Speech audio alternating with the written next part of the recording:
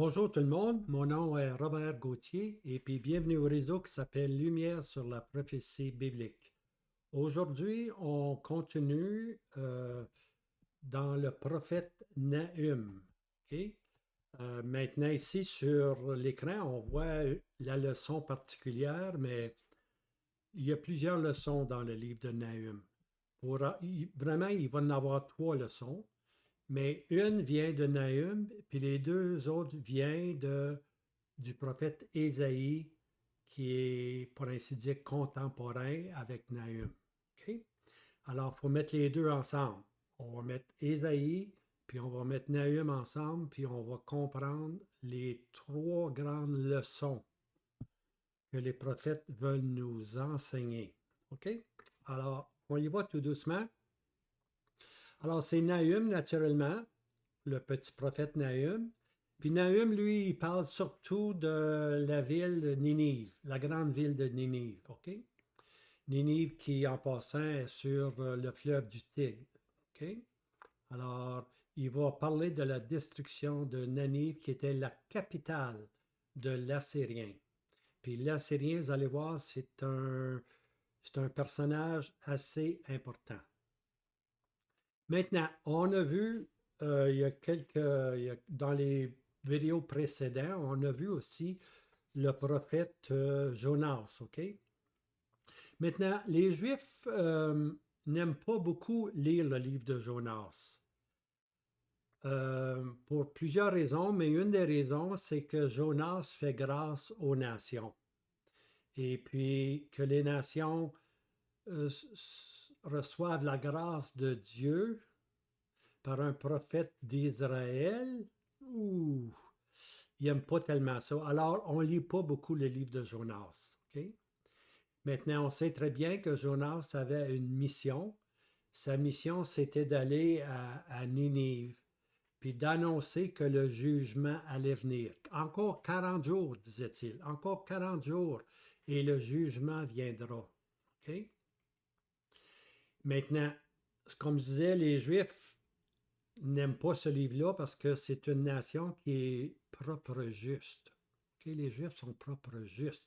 Ils ont Abraham, ils ont les Écritures, ils ont le tabernacle, ils ont les oracles de Dieu, etc., etc. Mais ce catalogue-là rend le peuple, pour ainsi dire, rebelle à la visite du Messie qui était le Seigneur Jésus. Et lorsque le Seigneur Jésus est venu, ils l'ont tout simplement rejeté. OK? Alors, comme je disais dans Jonas, on rejette la grâce que Dieu allait accomplir à travers son prophète Jonas. OK? Maintenant, Jonas, c'était une ville de 3 jours de marche. OK? Et puis, on voit que le peuple s'est repenti au message de Jonas, le peuple s'est repenti, et puis on lit à la fin de Jonas qu'il y avait encore 120 000 âmes qui ne connaissaient pas la droite de la gauche. Entre mots, c'était des enfants. Donc, Ninive était une population d'environ peut-être 600 000 personnes. Okay? Donc, 120 000 étaient des petits-enfants. Puis Dieu a eu compassion sur Ninive. Le prophète Jonas, lui, il critiquait parce que son arbre qui avait poussé durant la nuit, son kikajon qui lui avait donné de l'ombre, malheureusement, un ver l'a mangé durant la nuit. Et puis, il est très maribou. Notre Jonas est très, très maribou. OK?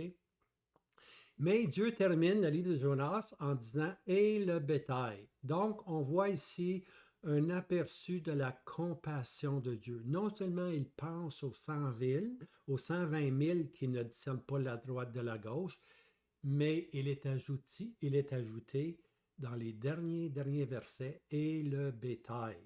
Donc, Dieu pense aussi à sa création. Puis c'est ça qu'on va voir ici avec le livre de Nahum, que Dieu, même si Dieu va livrer le jugement, on va voir que Dieu est lent. Dieu est lent à la colère. Maintenant, ici, j'ai fait un petit schéma, livre de Nahum, et voilà. Maintenant, Jonas est écrit à peu près dans 826 ans avant Christ, OK? Et puis, dans l'Évangile de Jean, on lit ceci, Jean 7, 52, ils répondirent et lui dirent, en parlant au Seigneur Jésus, et toi, es-tu aussi de Galilée? Enquère-toi et vois qu'un prophète n'est pas suscité de Galilée. Maintenant, Galilée, c'est le nord, OK? Galilée, c'était les Samaritains qui habitaient ce territoire-là, puis pour eux, la Samarie, oh, c'était pas... ça marchait pas bien avec eux, tout simplement, tu vois. Alors, peut-il sortir quelque chose de bon de la Galilée? Est-ce qu'un prophète a déjà été suscité de la Galilée? On dit ça au Seigneur Jésus. Eh bien, regardez bien.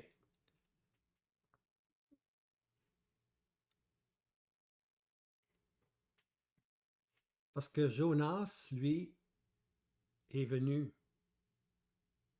de la Galilée, puis Nahum aussi est venu de la Galilée. OK? Alors, Nahum, lui, arrive à peu près à 714 ans avant Christ. Hein? Et puis, on lit que cette période-là, ces années-là, on les trouve dans 2 Rois 18, verset 13. Et la quatrième année du roi d'Ézéchias, Sanchérib, roi d'Assyrie, monta contre toutes les villes fortes de Juda et les prit. Alors, c'est la période où l'Assyrien, dans la personne de Sanchérib, va non seulement prendre toute la Judée, mais aussi il va arriver à Jérusalem, puis il va vouloir prendre la ville de Jérusalem. Puis c'est dit que l'inondation est montée jusqu'au cou. Mais l'Assyrien ne prendra pas Jérusalem. Cette nuit-là, 180 000, je pense, de ses soldats vont mourir dans une seule nuit. Okay? Alors, ça nous donne un peu la période de Nahum, tout simplement. Maintenant, Ninive a été détruit en 625 après Christ. Okay? Alors, avec Jonas, c'est la première sortie. 826, avec Jonas, c'est la première sortie. Mais si on prend de 826, où il y a eu une période où le peuple, où Nénime s'est repenti, OK? Alors, de 826 à Nahum, qui est 714, puis la destruction, par contre, arrive seulement en 625. Donc, là, il y a une période de 201 une année. OK? De 8,26 à 6,25, ça fait 201 années. Alors, Jonas, pour une période d'environ 110 ans, Jonas occupe cette période de 110 ans, puis Nahum arrive avec sa prédication en 714. Puis entre les deux, là, jusqu'à temps que Ninive soit détruit, il y a 201 années. OK? C'est 201 années. Alors, ça démontre quoi, ça? Ça démontre la grâce et la patience de Dieu. Okay? Pendant 201 ans, disons 200 années, pendant 200 années, Dieu a envoyé ses prophètes, Jonas. Après ça, 100 ans plus tard, il a envoyé Nahum.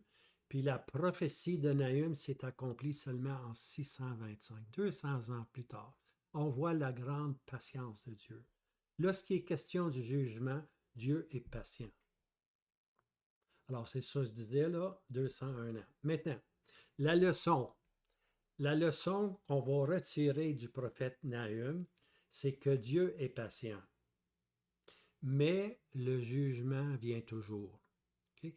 Dieu est patient, mais le jugement va venir un jour. Okay? C'est ce qui est arrivé à Nénive, la grande ville. Okay? Elle s'était repentie sous Jonas, mais sous Nahum, elle va recevoir son jugement, mais encore là, 100 ans plus tard que Nahum. Okay?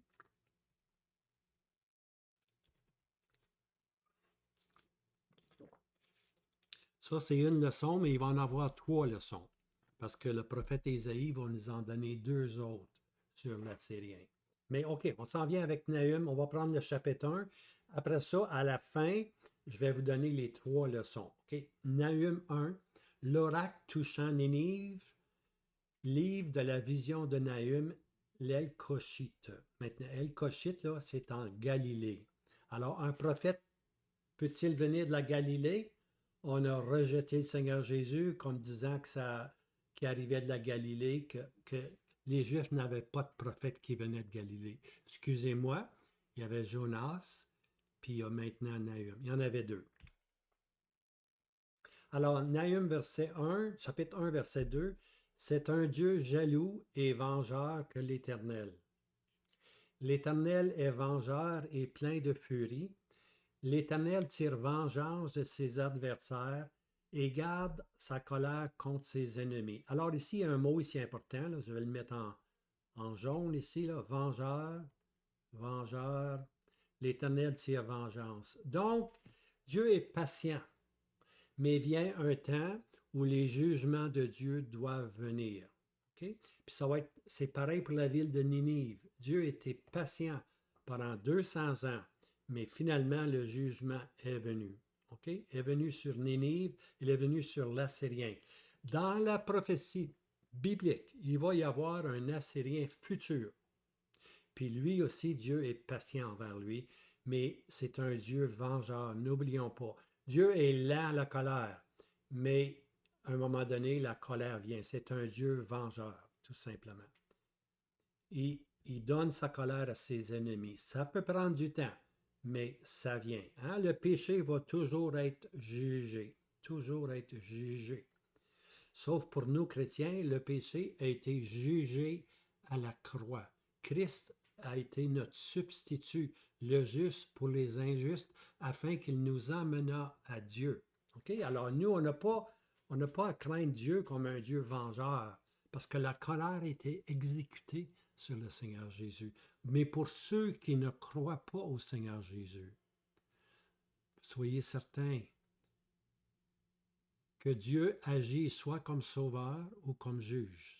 C'est les deux seules façons qu'il va agir. C'est encore aujourd'hui le temps de la grâce. Hein? Pour réaliser que Christ, lorsque nous étions encore pécheurs, Christ est mort pour nous.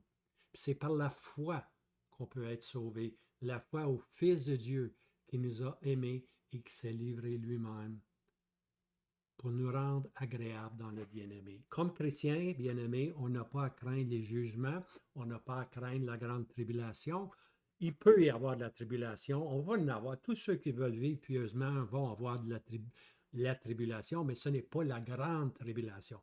La grande tribulation, c'est pour le peuple terrestre, pour les Juifs, pour Judas, on appelle ça le trouble de Jacob, les troubles de Jacob. Mais pour nous, on n'a pas à s'inquiéter, on est à l'abri de la croix. Vous allez m'excuser, je vais sortir mon chien. Hein, bébé? Vas-y.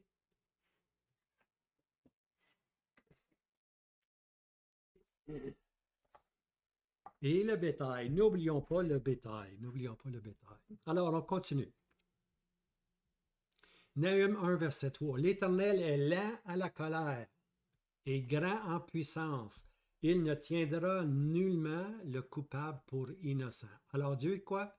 Il est lent à la colère, mais il ne tient pas le coupable pour innocent. Donc, Ninive va être jugé. Donc, l'Assyrien prophétique aussi va être jugé. On va voir ça. On va voir ça. Nahum 1, verset 3 à 5. L'Éternel, son chemin est dans le tourbillon et dans la tempête. Et la nuit est la poussière de ses pieds. Alors, quand le vent a passé, là, tout ce qu'il y a, c'est la nuit, c'est la poussière de ses pieds. L'Éternel a passé. Il était dans un tourbillon, il était dans une tempête. Hein? Il tense la mer et la dessèche. Imaginez-vous, hein? Quelle tempête, quel tourbillon. La mer est desséchée. Il fait tarir les rivières. Les rivières viennent secs. Bazan et le Carmel, hein, qui veut dire lieu de beauté, lieu de richesse. Ils vont languir. Et la fleur du Liban languit, la beauté du Liban va languir. Les montagnes tremblent devant lui. Les montagnes, ça nous parle des autorités qui sont ceux qui sont responsables des pays. Hein? Les montagnes tremblent devant lui. Alors les autorités vont trembler devant la colère de l'Éternel. Okay? Même si l'Éternel est lent, la colère va s'exécuter. Il ne tient pas l'homme coupable pour innocent. Et les collines se fondent, c'est les autorités, les autres autorités subalternes, pour ainsi dire. et devant sa face, la colère se soulève, et le monde et tous ceux qui y habitent. Verset 6. Là, j'y vais verset par verset. Nahum, verset 6. Qui tiendra devant son indignation et qui subsistera devant l'ardeur de sa colère? Sa fureur est versée comme le feu et devant lui, les rochers sont brisés. OK? Alors, qui peut résister? Qui peut subsister? Hein? Alors, c'est l'indignation ici. C'est l'indignation de Dieu. L'indignation de Dieu veut dire le courroux, la colère de Dieu. Les derniers jugements de Dieu à être exécutés sur la terre. Maintenant, on lit dans Ésaïe, pour reprendre l'indignation, Ésaïe 10, verset 5, « Ah, l'Assyrie, verge de ma colère, et le bâton qui est dans leurs mains, c'est mon indignation. » L'indignation de Dieu, c'est l'Assyrien, il se sert de l'Assyrien pour bafouer son peuple, pour bafouer Israël, qui refuse et s'endurcit et s'endurcit. Alors Dieu a un instrument. Okay? Cet instrument-là, c'est l'Assyrien. Dieu a ceci dans ses conseils, dans ses propos. Même Dieu a donné un mandat à l'Assyrien. On lit dans les versets suivants d'Ésaïe 10, on lit que Dieu a donné un mandat. Mais est-ce que l'Assyrien va suivre le mandat? Voici comment on peut tout résumer au verset 7. Mais lui, c'est-à-dire l'Assyrien, n'en juge pas ainsi. Au lieu d'aller, puis simplement de corriger Israël, mais non pas de mépriser Israël à vouloir complètement l'anéantir. Okay? Ce n'était pas son mandat d'anéantir Israël. Son mandat, c'était de corriger Israël. Mais lui n'en juge pas ainsi. Et son cœur ne pense pas ainsi. Car il a au cœur de dévaster, de retrancher des nations, pas en petit nombre. Au contraire, le bâton, la verge qu'il est devenu par la part de Dieu, au lieu de simplement corriger Israël, c'est passé Israël, il va vouloir s'étendre, il va vouloir dévaster, il va vouloir retrancher les nations et pas en petit nombre. En d'autres mots, il n'arrête pas. Il progresse dans ses conquêtes. Hein? Alors, on voit qu'il a complètement oublié Dieu, il a complètement oublié son mandat, et puis il pense tout conquérir maintenant. Il pense tout conquérir. Pas, et il retranche les nations et pas en petit nombre. Isaïe 10, verset 24. C'est pourquoi, ainsi dit le Seigneur l'Éternel des armées, mon peuple qui habite Sion.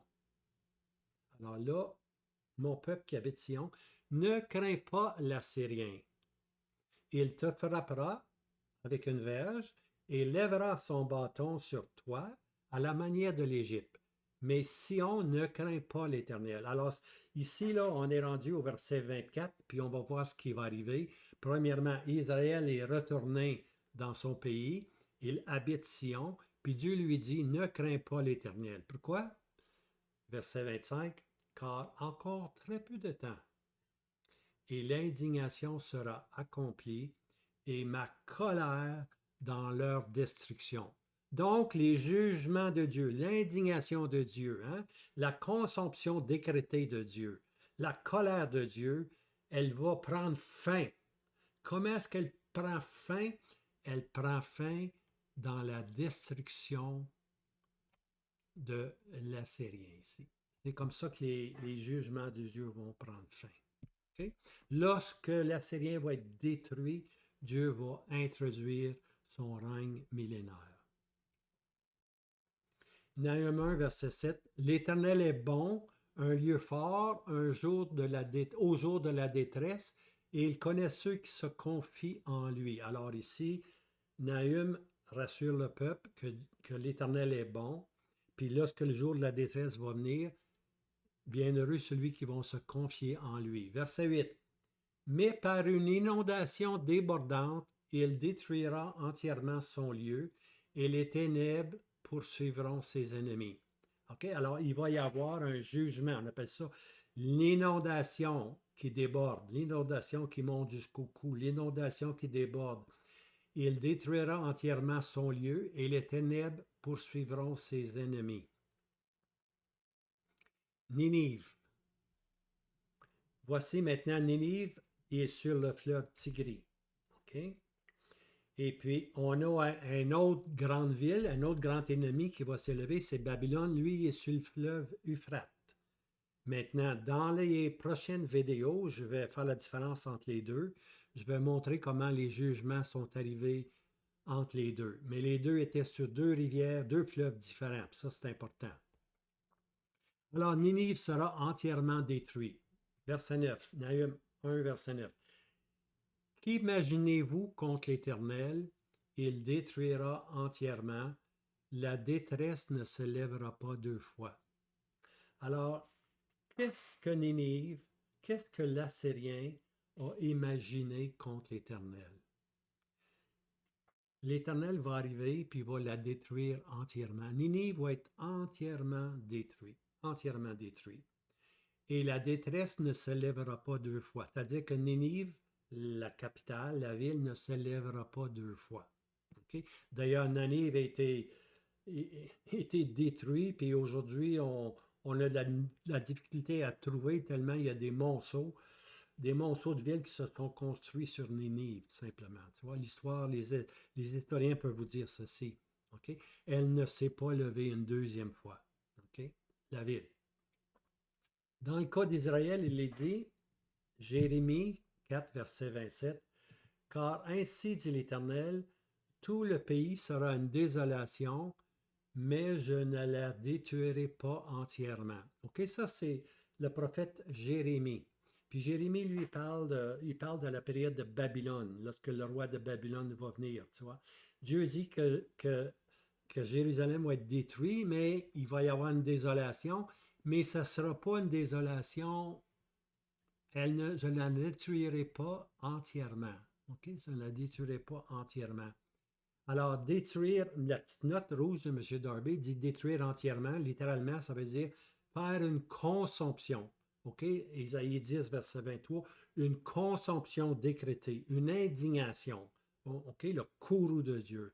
Mais Dieu dit que Jérusalem, il était pour la juger, ça va venir une désolation, mais elle ne sera pas détruite entièrement. OK? Jérémie 5, verset 10, montez sur ces murailles et détruisez, mais ne détruisez pas entièrement. Ôtez ces créneaux et ils ne seront pas à l'Éternel. Alors, c'est Dieu qui donne l'ordre, pour ainsi dire, aux Babyloniens d'aller détruire les murs de Jérusalem, mais de ne pas détruire complètement Jérusalem. Ôtez ces créneaux, ils ne sont pas à l'Éternel. Les créneaux, c'est les vignes, c'est toutes les pousses, mais ces pousses-là ne sont plus à l'Éternel. L'Éternel n'a plus sa vigne à Jérusalem. Il faut couper la vigne jusqu'à temps que l'Éternel produise sa propre vigne, qui est le Seigneur Jésus. Et puis, naturellement, les fruits de la vigne vont être un résidu pieux, le résidu pieux. Ce résidu-là était là dans Luc chapitre 2, les Marie, les Anne, les Siméon. Ben, ce même résidu-là va se produire au temps de la fin. Il va y avoir un résidu, un reste pieux qui va s'attacher à l'Éternel. Mais au jour de Babylone, ces créneaux-là ne sont pas de l'Éternel. Nahum 1, verset 10. Quand même, ils sont comme des ronces entrelacées, et comme ivres de leur vin, ils seront dévorés comme du chaume sec, entièrement. Alors Dieu dit ils vont être dévorés comme du chaume sec, là, ça brûle facilement. OK? Alors ici, c'est marqué, ils seront comme des hommes ivres de vin. OK? Il y avait à Ninive des fêtes idolâtres qu'on appelle des fêtes de l'ivresse. Hein? Tout le monde s'enivrait pour célébrer les idoles. Maintenant, ceci, Nahum 3, verset 11, toi aussi tu seras enivré, tu seras caché, toi aussi tu chercheras un lieu fort devant l'ennemi. Alors ici, on voit que Ninive, ici, là, toi aussi tu seras enivré. Donc, on va voir dans les chapitres 2 puis 3 euh, ce qui arrive à Ninive, ce qui arrive à la ville. Ils sont enflammés, ils sont enflammés, ils sont ivrognes, ils sont enivrés tout simplement. La ville va être enivrée, tu vois. Mais toi, mais toi, tu seras caché. Caché ici, regardez la petite étoile, si je l'ai mis correctement. Toi, non, excusez-moi. Tu seras caché toi aussi et tu chercheras un lieu fort devant l'ennemi. Alors ici, tu seras enivré et tu seras caché. Toi aussi, tu chercheras le lieu fort devant l'ennemi. Tu ici, je pense, s'applique maintenant, le prophète parle maintenant à- au peuple, au peuple Israël. Tu seras caché. Toi aussi, tu chercheras le lieu fort devant l'ennemi. Alors, ça nous projette dans le futur. Ça nous projette dans le futur lorsque le résidu qui vont vivre ces périodes-là, eux, c'est Dieu maintenant qui vont les cacher lorsque l'ennemi va venir. Nahum 1, verset 11. Maintenant, il revient maintenant à l'Assyrien. De toi, de toi, Nénive, de toi est sorti celui qui imagine le mal contre l'Éternel, un conseil de Bélial. Okay? Là, il revient parce il a parlé aux résidus d'Israël qui allaient être protégés lorsque ces jugements-là viendraient. Maintenant, il reprend l'histoire. De toi, Nénive, est sorti celui qui imagine le mal contre l'Éternel, un conseiller de Béal. Ici, de toi, c'est Nénive, puis Bélial veut dire de méchanceté. De toi est sortie la méchanceté. De Ninive est sorti l'Assyrien. Puis l'Assyrien, c'est le grand représentant de la méchanceté. Les peuples qui sont méchants contre les voies de Dieu, puis contre le peuple de Dieu.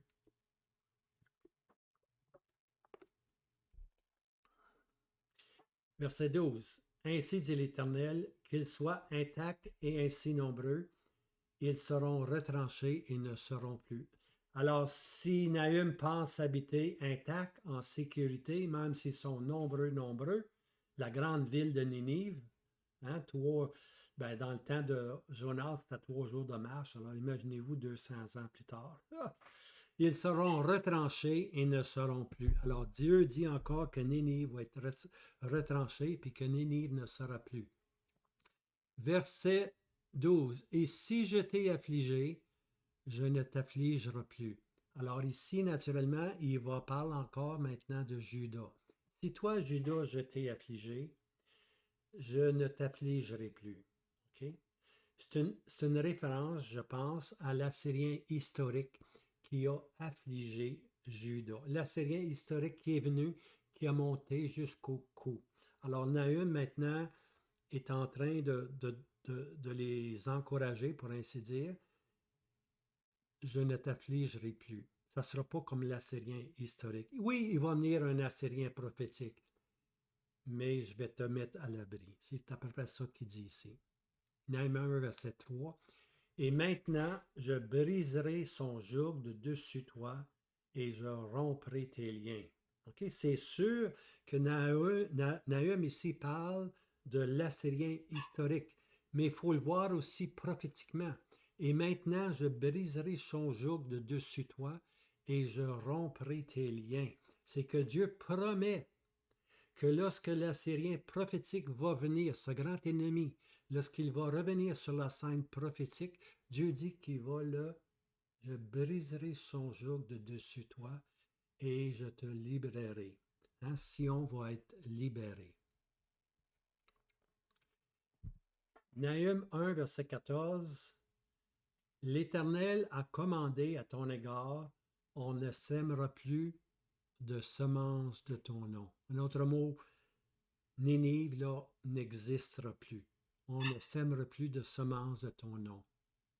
Alors, quand on parle ici, l'Éternel a commandé à ton égard, c'est-à-dire à l'égard de l'Assyrien, la puissance assyrienne et idole, il y en aurait plus. Dieu va détruire la puissance assyrienne et tous ses idoles au temps de la fin. Bien, Oups, excuse-moi. Hop, ferme la porte sur mon beau chien. Hein? All right. On continue. Excusez-moi. Ils ne seront plus. Nahum 1, verset 12.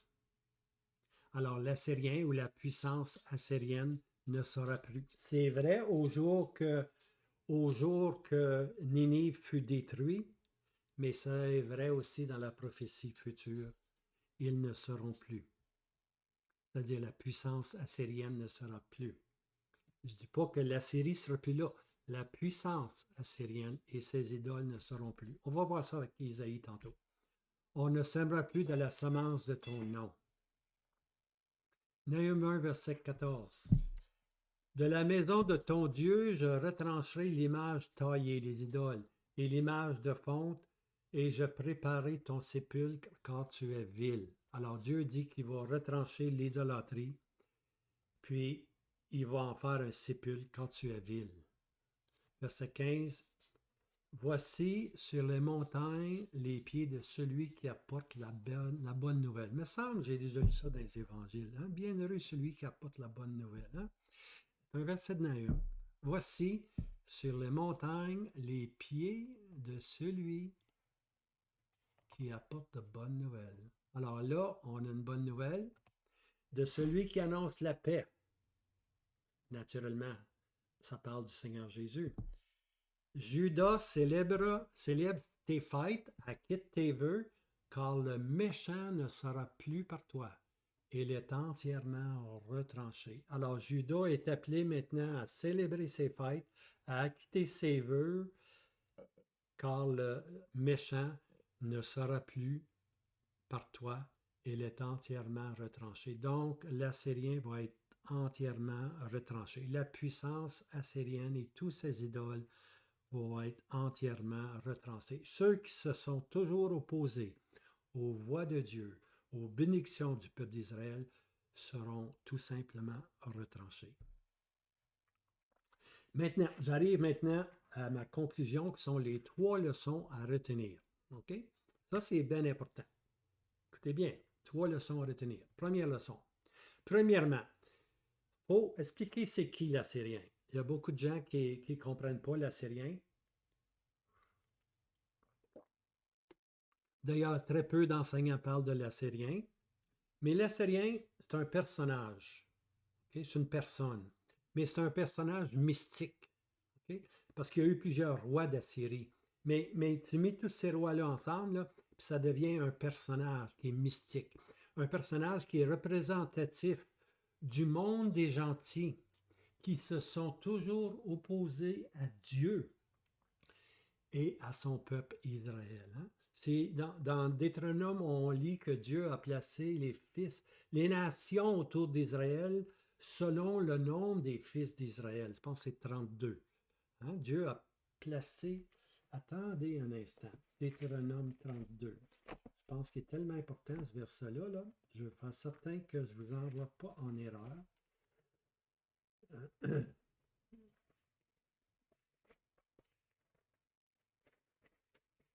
Voilà, Deutéronome 32. Quand le Très-Haut partageait l'héritage des nations, il sépara les fils d'Adam et il établit les limites des peuples selon le nombre des fils d'Israël. Alors les nations, quand Dieu a séparé, après la tour de Babel, quand Dieu a séparé les nations ont été placées en relation avec ce point central qui est Israël. Okay? Puis dans la prophétie, nos points cardinaux, c'est toujours à partir de Jérusalem. Le nord de Jérusalem, la Turquie, la Syrie, le sud, l'Égypte. Alors, toutes les nations sont là. Mais lorsque Dieu a partagé les nations, c'était dans les propos de Dieu de mettre toutes ces nations-là en rapport avec Israël selon le nombre des fils d'Israël. Okay? Alors, l'Assyrien, là, c'est toutes ces nations-là autour d'Israël surtout le nord d'Israël. L'Assyrien est un personnage mystique et représentatif du monde des gentils. Alors, l'Assyrien s'est toujours opposé aux voies de Dieu, toujours opposé à Israël aussi, qui était le peuple terrestre de Dieu. Alors, ce premier ennemi, on l'appelle l'Assyrien historique. OK? C'est le premier ennemi. Mais il va y avoir aussi à la fin un autre Assyrien qu'on va appeler l'Assyrien prophétique. OK? Mais ce premier ennemi ici, là, l'Assyrien historique, a fait plusieurs incursions, des incursions répétées contre les 10 tribus. OK? Si vous, dans l'Ancien Testament, là, on voit que les 10 tribus, c'est Israël. À tes tentes, ô Israël. Ça veut dire aussi Éphraïm, qui était la province la plus riche, puis la Samarie, où le siège social était, il était à Samarie. Alors, ces trois thèmes-là, Israël, Éphraïm et Samarie, ça parle des 10 tribus. OK? Alors, l'Assyrien, il a attaqué les 10 tribus. Non seulement ils attaquaient, mais ils les ont emmenés en captivité, puis ils les ont emmenés dans le nord, dans ces pays nordiques, puis ils sont jusqu'à ce jour. Après ça, l'Assyrien, quelques années plus tard, peut-être 10 ans plus tard, est venu, puis a attaqué Juda. Il est monté jusqu'au cou. On s'appelle de ça. OK? Alors, son attaque sur Juda et Jérusalem nous communique l'iniquité perpétuelle qui se répétera au temps de la fin. Alors, cette haine-là des nations, cette haine-là de l'Assyrien historique, ce premier ennemi d'Israël, que ce soit contre les 10 tribus ou que ce soit contre Juda, les 2 tribus, c'est une inimitié perpétuelle qui va se répéter au temps de la fin. Alors, il faut regarder l'Ancien Testament, il faut regarder l'Assyrien comme étant des images ou l'ombre des choses à venir. C'est faux de dire que c'est fini avec l'Assyrien. Non, parce que il y a encore des peuples là qui représentent les mêmes intérêts que l'Assyrien, la même haine que l'Assyrien. Donc, qu'est-ce qui va arriver à ces peuples-là qui sont autour d'Israël? La même chose qui est arrivée à Ninive, la grande ville. Elle sera détruite, puis ça va être la fin de l'empire assyrien, pour ainsi dire. OK? Maintenant, alors les personnages historiques. OK? Quand je parle des personnages historiques, là, je parle des rois assyriens. Je parle de Poul, de Tiglag-Pileser, de Shalmaneser, de Sanchérib. Ça, vous pouvez lire ça, 2 rois 15 à 18. Je vous encourage à lire 2 rois 15 à 18. Parce que là, on voit le trajet, on voit les différents personnages qui représentent l'Assyrien prophétique dans la personne de ces 4 rois-là. À chaque fois, j'allais lire Poul, roi de l'Assyrie, Tiglag, le roi de l'Assyrie, Shalmaneser, roi de l'Assyrie, Sanchérib, roi de l'Assyrie. Alors, tous ces personnages-là vont trouver une autre représentation futuriste. Ils vont être là dans le futur prophétique. Ils vont être là, tout simplement. Alors, maintenant, lorsque le prophète Ézéchiel a prophétisé, ayant son regard vers le fond du nord, hein, parce que si vous lisez Ézéchiel 38 et 39, vous allez retrouver à 1, 2, à 4 reprises, j'ai donné les versets ici, ils sont ici, les 4 reprises, là. On voit l'expression le fond du nord. Donc, Ézéchiel, au jour d'Ézéchiel, regarde, lui, vers un pays qui est dans le nord. Il ne sait pas comment il s'appelle parce que ce pays-là est tellement jeune, encore, il n'y a même pas de nom, il n'y a même pas d'habitants. OK? Mais Ézéchiel, il l'appelle le fond du nord. Il sait que c'est vraiment au nord. Vraiment là, au nord. Il y a le roi du nord, qui est la Syrie puis la Turquie, mais lui, il ne parle pas du roi du nord, il parle du fond du nord. Encore plus au nord que ça. Regardez une map, vous allez voir qui est au fond du nord. OK? Alors, sa géographie visionnaire n'était que des quelques tribus habitant dans cette région nordique. Alors, ce que lui a vu, ce que Ézéchiel a vu, en regardant vers le nord, tout ce qu'il a vu, lui, c'est une terre aride, une terre où il fait froid, où il y a très peu d'arbres, c'est savane, c'est de la toundra. De la toundra, il n'y a pas beaucoup qui pousse, parce que c'est nordique, c'est nord, le nord, tu vois. Alors lui, il voit dans sa vision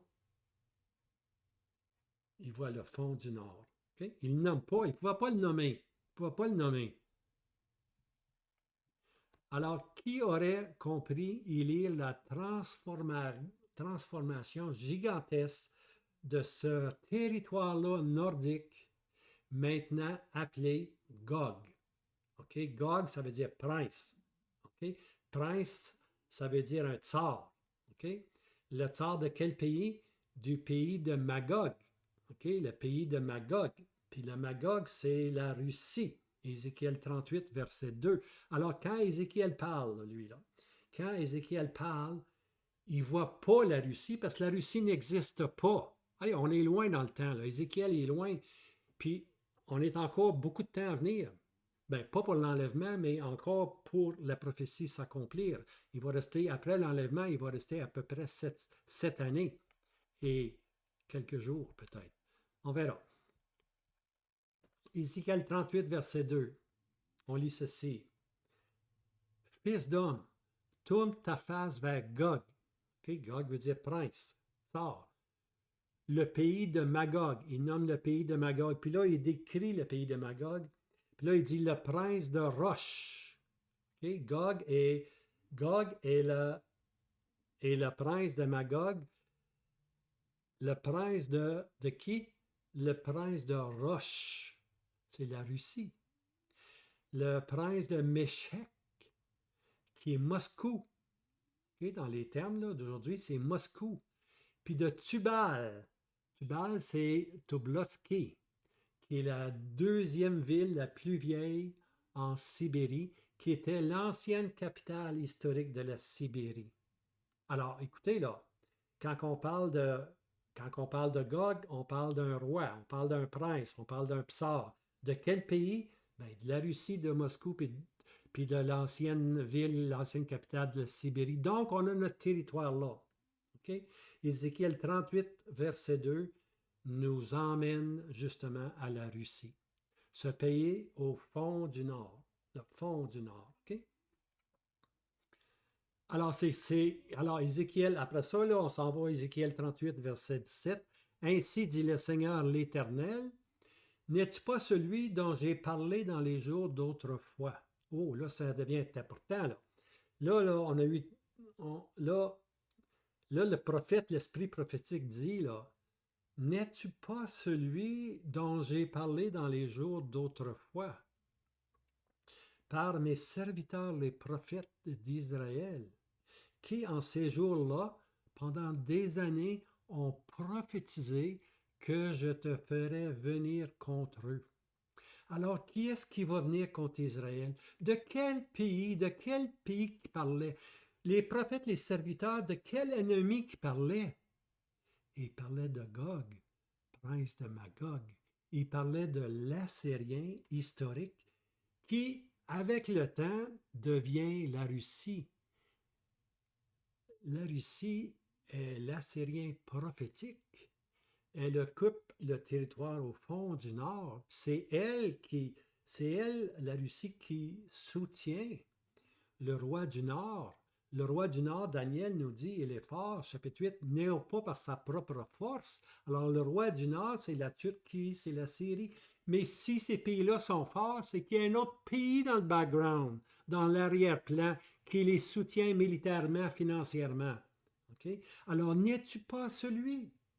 N'es-tu pas celui duquel Ézéchiel a parlé? Bien, Ézéchiel ne pouvait pas dire c'est la Russie. Ça n'existait pas. C'était des tribus isolées qui étaient là. Alors, voyez-vous là, comment la parole de Dieu se tient ensemble. Hein?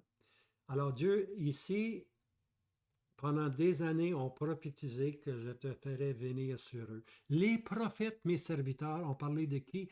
Ils ont parlé de l'Assyrien, bien-aimé.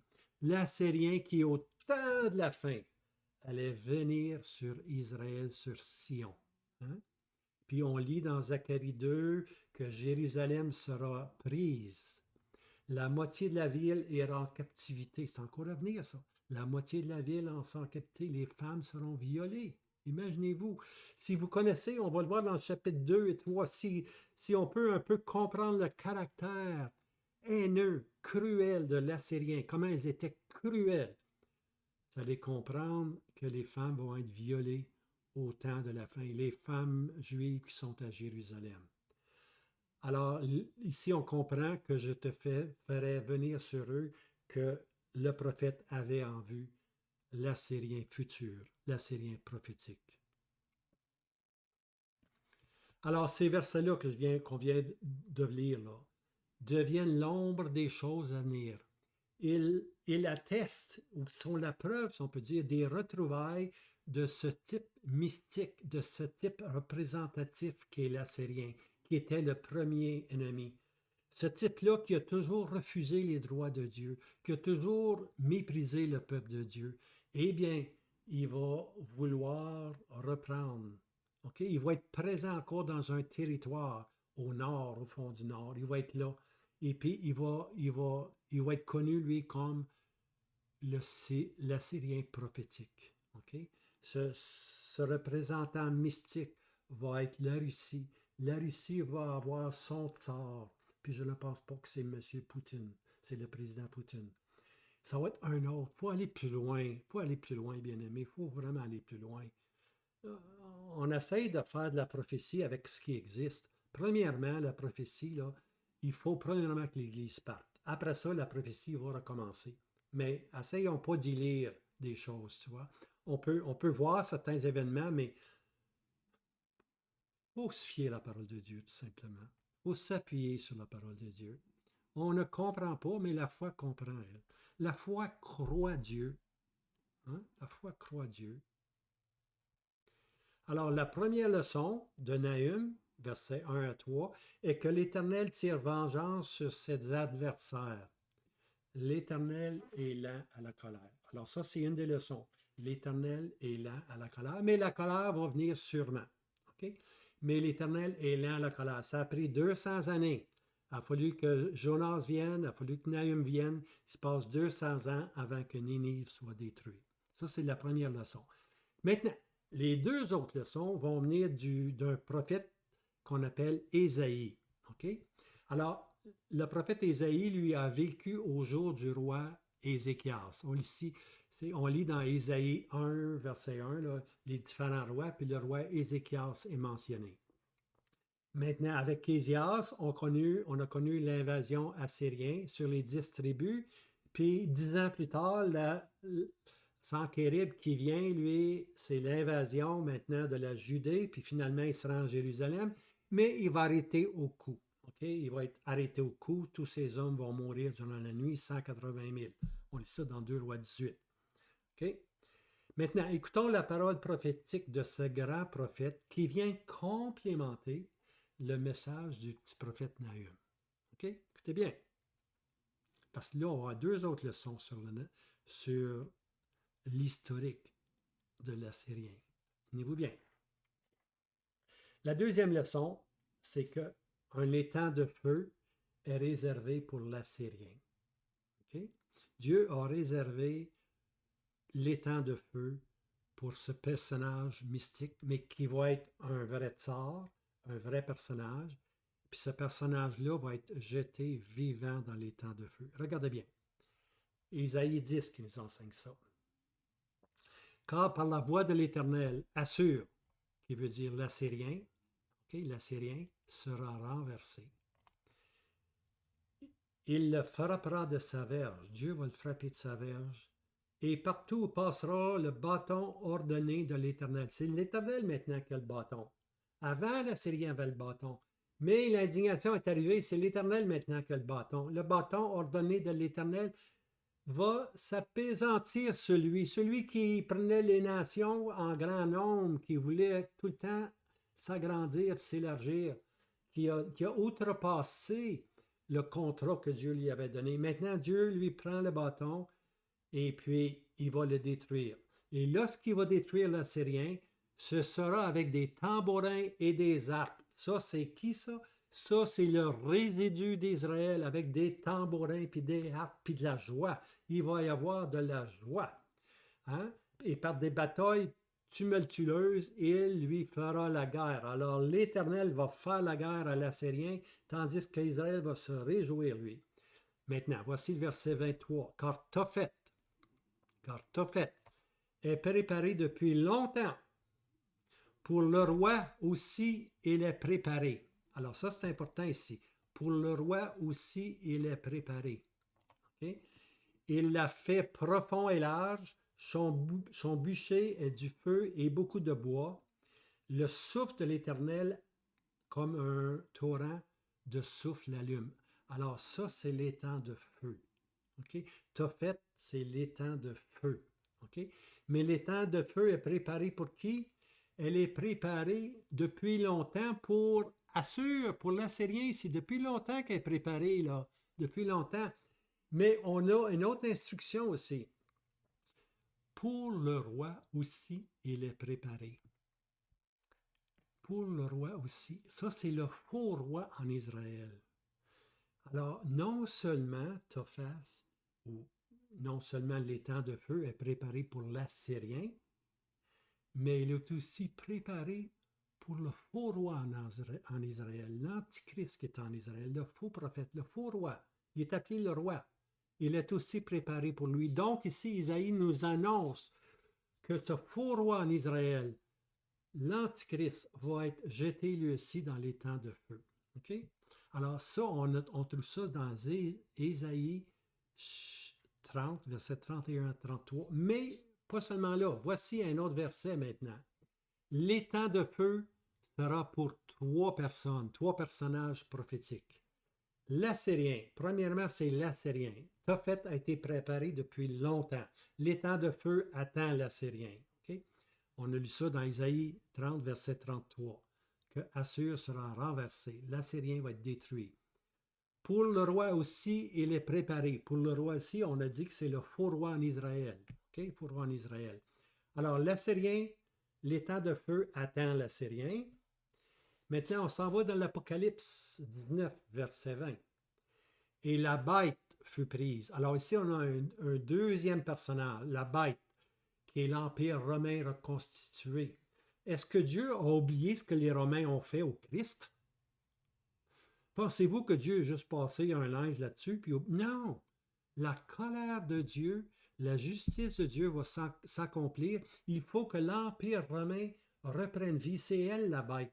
Satan va lui donner son pouvoir, son trône et toute autorité. Elle va agir méchamment, elle va agir contre Israël, elle va agir contre le résidu, elle va agir contre le sanctuaire.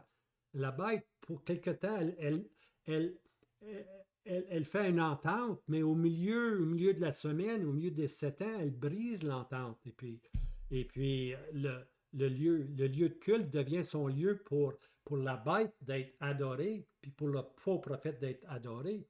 Alors, Apocalypse 19, verset 20, et la bête fut prise, et le faux prophète. Le faux prophète, c'est le même personnage que l'Antichrist. Il a pris son caractère de faux prophète ici, mais c'est le même personnage, c'est le roi. Pour le roi aussi, il est préparé, c'est là qu'on le retrouve. Alors, la bête, numéro 2, premièrement, l'Assyrien est pris. Ensuite de ça, la bête fut prise, puis troisièmement, c'est le faux prophète qui était avec elle, qui avait fait tant de miracles. La deuxième bête, elle est religieuse. La première bête, elle est politique. C'est l'Empire romain reconstitué, c'est la puissance, c'est le pouvoir. Mais la deuxième bête, c'est religieux, c'est faux. Hein? Il est déguisé comme un agneau, puis il parle comme un dragon, tu vois? Alors, il fait des miracles pour confondre le peuple. Hein? Il séduit, puis ceux qui recevaient la marque de la bête et ceux qui rendaient hommage à son image, et ils furent tous deux, numéro 2 puis numéro 3, ils furent tous deux jetés dans l'étang de feu, embrasés par le feu. C'est les deux premiers à l'étang de feu. L'Assyrien sera le troisième. L'Assyrien sera le troisième. Hein? Mais ici, on voit qu'il va en avoir 3 dans les temps de feu. Okay? C'est Ésaïe qui nous donne ceci. Mais Ésaïe va encore aller plus loin. Plus loin. Le troisième leçon. Okay? La première leçon, c'est que Dieu est là à la colère. La deuxième leçon, c'est que l'Assyrien, l'enfer, si on peut dire, ou l'étang de feu est réservé pour l'Assyrien, mais l'Assyrien ne sera pas seul, il va en avoir deux autres avec lui, la bête et le faux prophète qui est l'Antichrist. Maintenant, la troisième leçon, puis celle-là, bien aimé, vous allez l'aimer, celle-là, là, la troisième leçon, l'Assyrie comme territoire sera privilégié dans le millénium. Imaginez-vous. Oui, oui et oui, Ninive a été détruit, mais le territoire de l'Assyrie existe encore, existe encore. Il va y avoir quelqu'un qui va prendre puissance. Il va être détruit, il va être jeté dans l'étang de feu. Mais remarquez bien ceci, dans le règne millénaire, ce territoire-là qu'on appelle l'Assyrie sera privilégié. Regardez bien, ça là, c'est une beauté rare. Isaïe 19, versets 23-25. Vous pouvez retourner, lire peut-être 10-15 versets avant Isaïe 19. Vous allez voir, on va parler de l'Égypte. Que l'Égypte aussi va être restaurée. Imaginez-vous, le roi du Sud, le territoire du Sud va être restauré. Mais aussi le territoire de l'Assyrien qui est dans le nord, lui aussi va être restauré. Okay? En ce jour-là, dans ce jour-là, là, c'est une expression qui nous emmène dans le millénium.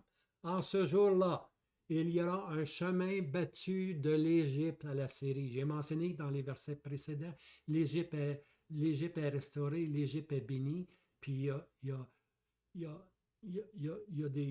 des hôtels, il y a un hôtel à l'Éternel qui est à la frontière de l'Égypte, tu vois. Alors, tout ceci, vous allez lire. Mais ici, là, on voit qu'il y a un chemin, un highway. Il y a un chemin, une autoroute entre l'Égypte et la Syrie. Entre les deux, c'est quoi? C'est Jérusalem. Pourquoi? Parce qu'il va y avoir de la communion. Ce sont des frères maintenant. Ce sont des frères maintenant. Les nations se convertissent, Israël, le résultat, se convertissent, puis entre les deux, il va y avoir ce chemin-là, ce highway-là, un chemin battu, imaginez-vous un chemin battu de l'Égypte à la Syrie, et la Syrie viendra en Égypte, et l'Égypte en Assyrie, et l'Égypte servira l'Assyrie. Hein? Alors, on voit maintenant que les deux sont des grands amis. On s'aide l'un l'autre, tu vois. On vient vers une place, on s'aide, on sert l'autre. En ce jour-là, Israël sera le troisième avec l'Égypte et la Syrie. Une bénédiction au milieu de la terre, car l'Éternel des armées le bénira, disant, béni soit, c'est beau ça, béni soit l'Égypte. Puis Dieu appelle l'Égypte mon peuple. Ah, c'est intéressant, hein? L'Égypte, où le peuple a été en esclavage. Maintenant, le territoire du Sud est restauré, les gens se sont convertis, et puis Dieu peut dire mon peuple. Hein? Puis l'Égypte va venir vers Jérusalem. Maintenant, regardons au nord, l'Assyrie, l'ouvrage de mes mains. Hein? Imaginez-vous, l'Assyrie devient l'ouvrage des mains de Dieu. Puis c'est quelqu'un qui peut bien travailler, qui peut bien, comment est-ce qu'on pourrait bien dire, une statue, hein? Une sculpture, c'est encore mieux. Si quelqu'un peut faire une belle sculpture d'un territoire, c'est bien les mains de Dieu. Alors l'Assyrie, ce territoire nordique, sans cesse acharné contre Israël et contre le Dieu d'Israël, deviendra sa sculpture, l'ouvrage de ses mains. Quelle grâce, bien-aimé, quelle grâce. Et puis finalement, Israël, mon héritage. Hein? Israël, l'héritage de Dieu. Alors, moi, je trouve ça tellement beau. Qui aurait pensé, j'aurais jamais pensé, que l'Égypte serait restaurée, hein? Que Dieu dira à l'Égypte, mon peuple, que la Syrie serait, le territoire de la Syrie deviendrait l'ouvrage des mains de Dieu, l'ouvrage de sa grâce, taillé à perfection.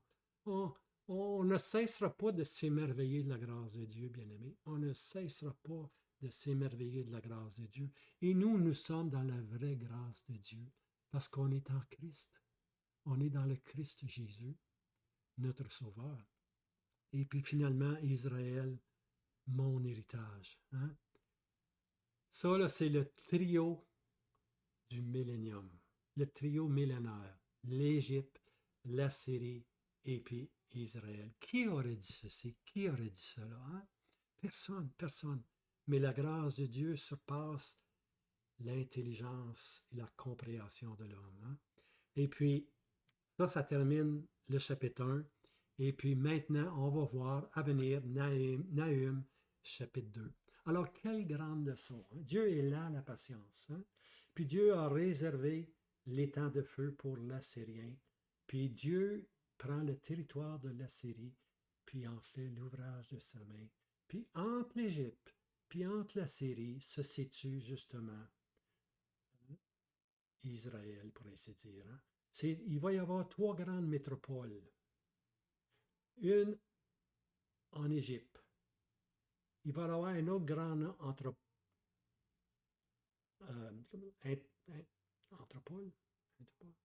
une grande ville en Syrie. Et puis Israël va être entre les deux. Les trois grandes métropoles, pour ainsi dire, du millénaire. C'est notre trio du règne millénaire. La grâce de Dieu, bien-aimé, la grâce de Dieu. Alors, je vous laisse avec ceci. J'espère que vous allez un peu mieux comprendre ce personnage qui est l'Assyrien, que Dieu va juger dans la défaite de Ninive. Alors, je vous laisse avec ceci. Passez un bon week-end, puis partagez la vidéo. Puis, Maranatha, nous, on attend le Seigneur Jésus qui nous délivre de la colère qui vient. À bientôt, mes amis.